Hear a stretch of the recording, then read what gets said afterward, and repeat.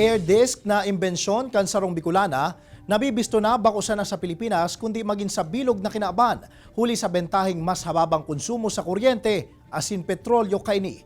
Bistontaan 23 anyos na Bicolana inventor na ini sa istorya ni Jessica Calinog.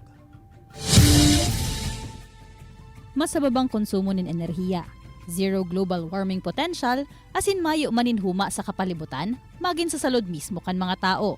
Inisubuot ang bentahe kan air disc air conditioning technology na imbensyon kan 23 anyos na si Maria Isabel Angel Palma na tubong Naga City. Taong 2015 sa edad na 16, kan mag-test run siya kan sa iyang airwave oven project kan aksidenteng madiskubre niya ang potensyal kan material na copper tube.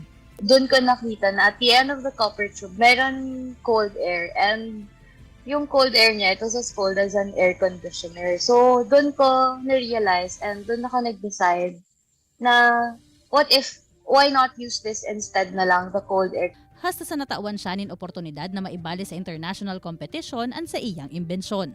Kumpara sa commercially available na mga aircon na 1,500 watts ang konsumo sa kuryente, ang air disc 150 watts na ang consumption. Kaya dakulang kagianan talaga ini sa mga tao. Padagos niya man ining pigde-develop para naman maging car o transportation air conditioner, asin mapuuna na ang mass production. Saro man subuot ini sa pwedeng maging solusyon sa pigaatubang na krisis sa petrolyo. With the air disc, hindi natin kinakailangan na kumuha kumbaga ng maraming consumption from the gas. So magiging parang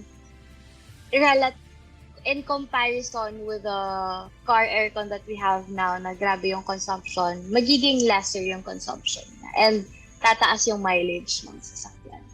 Medyo masakit subuot huli sa humakan pandemya. Asin urog na sa diring kwartapaan sa iyang pigagamit ngunyan. Maswerte na sa nangani na supportive man an sa iyang pamilya sa iyang karera. Mechanical engineering graduate asin kadakol man ni naging imbensyon ang ama ni Angel, kaya aki pa sana siya, exposed na talaga siya sa science and technology. Asin siya sa anom na babaeng magturugang, an garo nagsunod sa yapak kaini. More than that, yung invention niya rin, kumbaga, parang naging sidekick niya ako na kapag kailangan niya ng martilyo, ng screwdriver, andun lang ako sa tabi niya. Aminado si Angel na bakong madali ang karera na pigtatahak niya ngunyan. Alaga de isubuot siya mauntok sa iyang napunan, asin lugod mas dakol pang imbensyon an sa iyang magibo. Sa paglaom na mas dakol pang hovenes o rugna kababaihan, an ma-inspire na magprodusir man in eco-friendly inventions para sa healthier earth na maiistaran kan mga masunod pang henerasyon. Ini si Jessica Calinog, Balitang Bicolandia.